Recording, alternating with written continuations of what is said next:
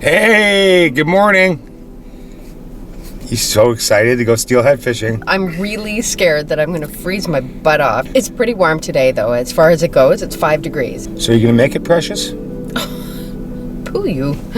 Yeah, so we're going steelhead fishing. It's very early January 6th, so don't expect too much from us. I'm still looking to land my first steelhead of the year here, so today will be the day because I got my good luck charm with me. I actually am worried that I'm going to throw a wrench in things.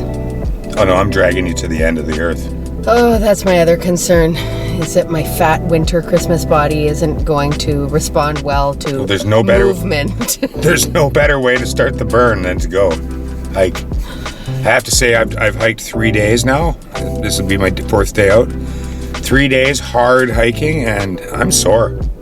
So that works in your favor because I might not be that rambunctious today. It's a good thing. Excellent. I'm probably going to be a little more concentrated. We're staying at a hotel tonight, the Vedder River Inn, where actually our clients stay there a lot of times when they come down for steelhead fishing trips. They'll stay at the Vedder River and also for salmon trips and sturgeon trips. But it's the Vedder River Inn's right close to the Vedder River, so it's a motel. Yeah, it's a motel. It's actually quite nice. We'll report back on whether it's and actually quite nice. They actually, if you go there and you're fishing, tell them you're fishing because when they were giving me prices, they said the fisherman's rate, which I didn't even ask. I wasn't going to ask in case it was more if I wasn't a fisherman. So I just was like, yeah, fisherman's rate. Yeah, that's what I want. Tell people where we're fishing, what we're doing. We're going to the Chilliwack River to fish for steelhead, and that's it. We're going to fish for steelhead. Going to use the try option today. The 3 things, my three-part setup. We're going to use beads, jigs, and blades. With heavy on the beads and probably extra heavy on the jigs, the worm jigs. I'm feeling worm jiggy today. Worm jiggy. Yeah. Okay. All right, we'll see you in a bit.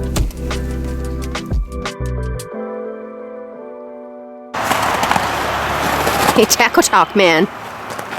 Hey, running? We're running.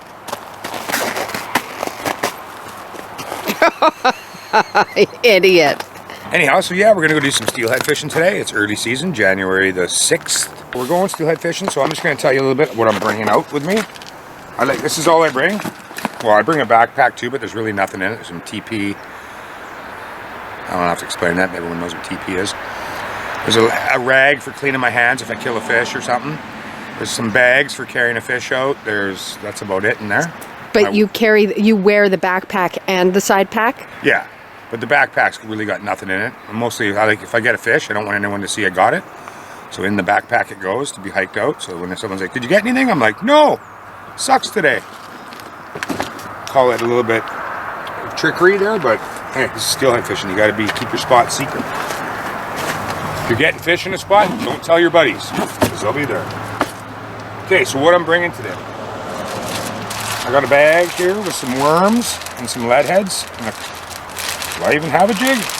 Oh, I thought I had jigs. I don't even have jigs. I just have lead heads and worms. So that's what I've been mostly fishing lately, and that's what I'm going to probably fish this morning here. And then I've got, in the backpack, I got some 16 mil beads. In my side pack, I got 14s because the water's kind of clear, so 14 mil is going to be my choice of bead today if I do bead. And then I have this little guy. Then I got just some leader, a few floats, few hooks, one roll of leader, brand new roll of 15-pound, a little bit of lead for weight, some swivels, but a pretty light setup. And then in here I've got a few prawns in case I decide to find some slow water that I think prawn will fish good in. I got some prawns. I got some, pink, lighter pink, some natural ones. And then the bottom in here, I've got some prawn bags. They're like roe sacks, but they're prawn inside. And those ones there, I'll tip on the jig, on the worm jig. Sometimes, if I feel like it. Mostly with worm jigs, I just fish them by themselves. But yeah, that's it. Packing light. And so off we go. We gotta race this guy down the river now.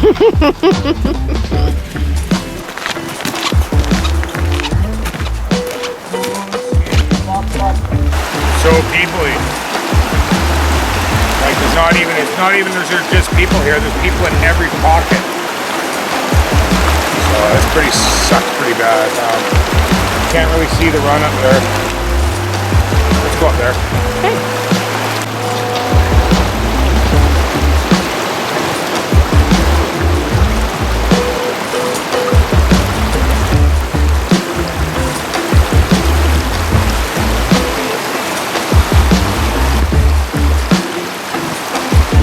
So quite often when guys are new to steelhead fishing, or it's just river fishing, they'll get hung up on the bottom in faster water, and the current pulling on their line, they think they got a fish on, so they'll fight the snag and think it's a fish. And when I'm guiding people, I don't let them continue to fight that. I get over there and say, no, check the rod. I just feel it. You can feel, oh no, it's bottom. And get them off bottom right away, because that's kind of embarrassing. But it reminds me of a story. A friend of mine was fishing with a friend of his, and the guy hung up on bottom in some fast water, and he thought he for sure had a steelhead on. And my buddy came up and encouraged him. He did have a steelhead on, and filmed him for 5 minutes fighting the snag. And so I was just thinking of that story. But so that's one of the reasons I use braided line, is because so if you do get hung up, like, you really know, you just lift up and you can feel it, because monofilament line has stretch. So that's what makes you think you have a fish, is that especially if you're way far away and you get snagged, and then the lines in the water, that all that stretch and the current makes you think you have a fish on it. And then also when you go to like break off to retie and you get hung up with braid, being strong and has no stretch, mostly you'll just pop your leader and reel in and retie your leader, or sometimes it'll just pull out too, just because the braid's so strong. It just managed to pull the weight, whereas mono, quite often you're going to break off on that. So that's another great reason to use braided line, not monofilament. So how long do you stay at one spot? Depends on the spot. So this is a run. It's a pretty big run. So a big run like this, if I think it's looking super fishy, I'll fish it for like a good hour probably. Maybe like an hour, because I want to cover the whole run, right? No sense hiking. It's just going to be far away, and we also saw so many guys in this area that I'm thinking we're going to bail out and go somewhere else after this, because there's just too many people around here. And so I'm going to fish this run hard though, because this one looks super fishy. I have a strong feeling there's fish in this one. And even though a bunch of guys have gone through it, I have a strong feeling that I have the ability to still pull one on there. I might have missed. I know where they sit here too. So we were walking away to go somewhere else, and once I got down in this tail out and saw it, my own 2 eyes, it looks pretty good, so I'm going to fish it. Literally, if you were to count our steps, I would say 50 steps. To where? To where we are now. I know, but from where we were. I just looked down here and it's calling me. All right, so we did our first spot. It's a Friday, and it's early in the season. So we came down, we were thinking about hiking into this spot here. Again, there's so many cars here. We're going to go off into bushwhacking zone and do some rough hiking. Get into some pocket water where there's less people. I might have to put my wife's life at risk, but that's okay. Your life won't be at risk, but like you might fall here and bruise your butt. That might happen. Is that okay? I guess so. Okay, it has to be done today. It's so peoply. And we definitely know there's some fish around, but there's a lot of rods in the water. So, you know, when it's early season, there's not a lot of fish. You got all these rods. Makes catching fish very difficult. When it's like this, I always go and fish what I call garbage water, which is basically tiny little pockets where a fish could be hiding. Not so much these nice long runs and stuff. We're going to abandon all that.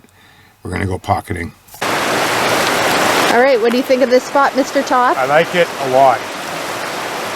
I will be pulling fish out of here this season, but if today happens, I don't know. I really like it.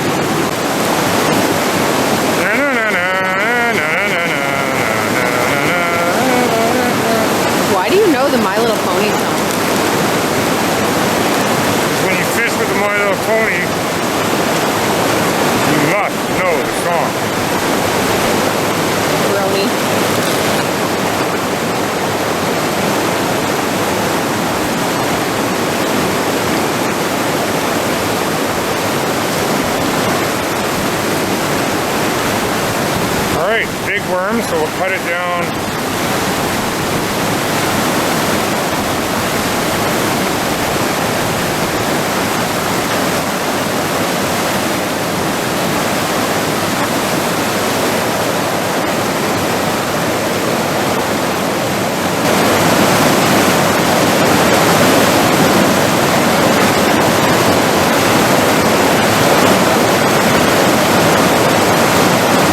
Through the hole, and then leave about an inch. Oh yeah, perfect. Loop knot. When I'm fishing pocket water with a jig and worm, short leader. Like 12 inches, like short. That's so you can fish shallow pockets with a jig. If your leader's too long, you can't even fish short enough in those small little pockets.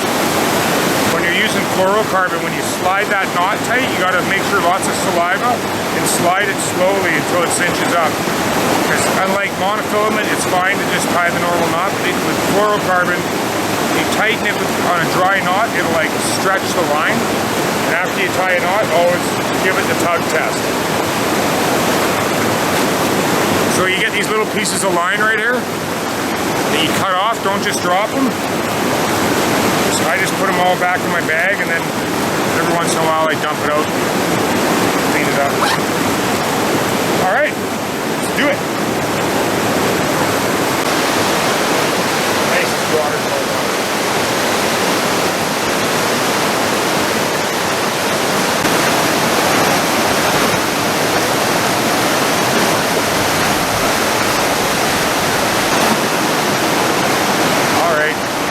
Any longer, I have to go through good water. This is the lead up. This is like the appetizer. Now we're going for the main course.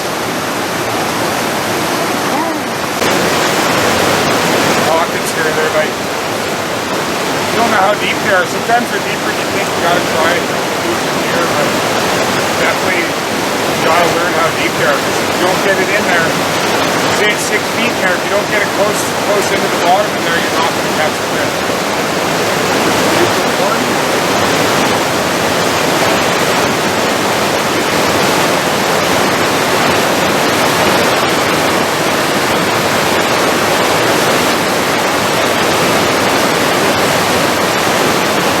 Sometimes I get to a spot and I'm so excited to get right into the meat piece of the run where I catch fish that I don't fish right in tight to shore, and that's a super big mistake. As you see, there's all this fast water down here, and the fish come up through that fast water, and then they just get into the resting zone. And then if you just, you know, if I'm casting out into the middle, yeah, they might go there, but chances are they're gonna sneak right into the shallow water for a rest. I know better.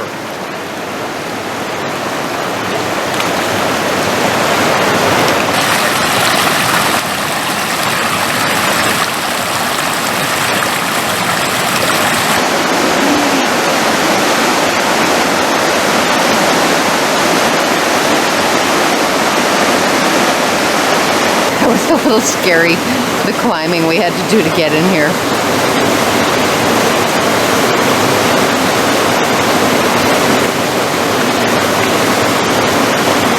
This friggin' guy, he better not turn around and say to me, okay, let's go back.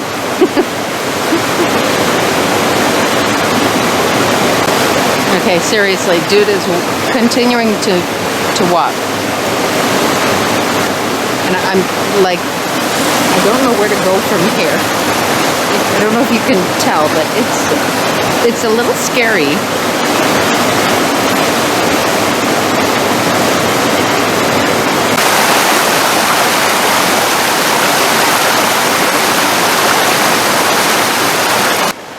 Well, as it turns out, we wanted to get away from people, so we definitely got away from people because we're on a super jungle hike. How you liking the jungle hike, hon? Well, I was pretty sure a couple times that I was definitely going to go in the river. Yeah, just stay here. I'm going to go up and have a poke. What do you mean, go up where? I'm just going to stand up here and poke up into that water, then I'm going to start into this tail out.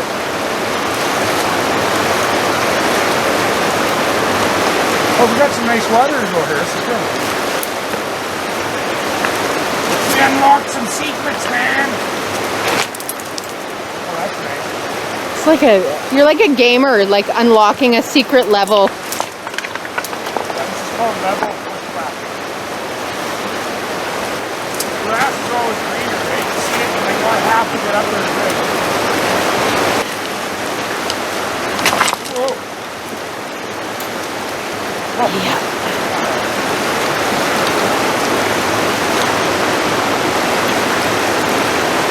Oh yeah, walking.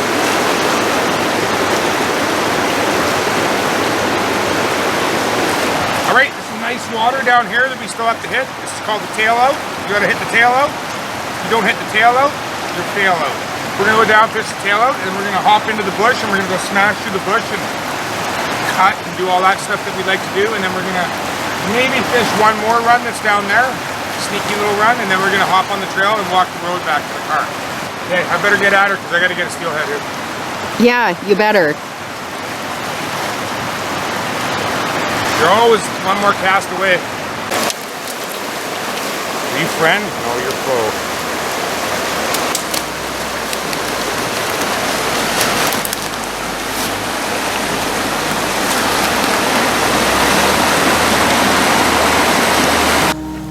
Sometimes you don't get them. Worked hard. Got away from all the people though, eh? We didn't see anybody when we did our power hike. Yeah, and fished some beautiful water. No love. Didn't even have a float down today. Not even a suspicious. So tomorrow again, I go again. That's how I do it. I'll fish almost every day until I start hammering them, and it'll happen. It's only January 6th. Kind of. That's why I don't start my trips till the 15th of January, because I like to have some numbers in the river. You always want to get out there way before though. Well, because there's little spells of good fishing early, but it's, you don't get them every day, but you know, sometimes you run into a path, right? Yeah, oh for sure.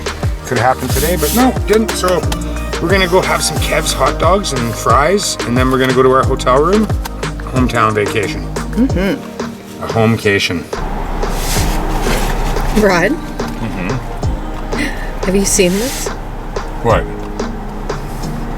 What sound does a nut make when it sneezes? Cashew? We're here. This is weird. Staying in a hotel, like, we could almost walk to our house. Not quite. It'll be a long walk, but yeah, still. a long walk. We're on the opposite end of town. We're at the Vedder River Inn. Let's go check out the room. There we go. Nice. Ooh, it smells like pine sol. Think of worse things. Sure can. Nice. Clean, simple, I like it. All right, wow, that was a good day of hiking. I took Danina on we call it the Peruvian Death March. You thought it was a little bit gnarly, some of those rocks and stuff. It was a little scary, but it was an adventure. Ran into some massive clay deposits that were slippery, and yeah, found some nice water though, but no fish. That's okay, we'll be out filming again here in a few weeks. Get some steelhead on film. But this is realistic, you know, early season steelhead, and you don't get them every day. I just like to show people like an actual outing. I gotta get all my spots scoped out. I'm still hiking the river, finding out all the new spots and stuff. Lots of new water. Even though we had the flood last season, it definitely changed. There's some changes again. So I found some really nice water today that's changed. So I always love to change water. There's new spots. Yeah, so I'm gonna get up there tomorrow and do more hiking. It's gonna be busy tomorrow. Oh yeah, great. I'll get out there and tight lines and bent rods.